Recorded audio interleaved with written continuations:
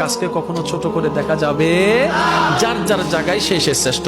যে রিক্সা চালায় তাকে রিক্সা চালারকে ওকে সম্মান দিবেন, যে ঠেলা গাড়ি চালায় তাকেও সম্মান দিবেন, যে ভিক্ষা করে তাকেও সম্মান দিবেন। কোন দিকে তাকায় জানেন?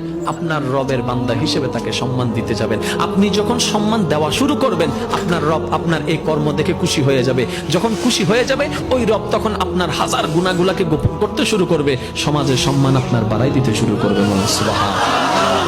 টেকনিক জানি না বলে আমরা নিতে, বলেন না, টেকনিক জানি না বলে আমরা নিতে, তাহলে আমাদের রব তো কিপটা না। আমাদের রব না ওই রব, যে রব মাননেওয়ালাকে তো দেয় দেয়, যারা মানে না ওম ভগবত নমস্য, তাদের কাছেও তো আমার রবে খাবার পৌঁছায় দিচ্ছে।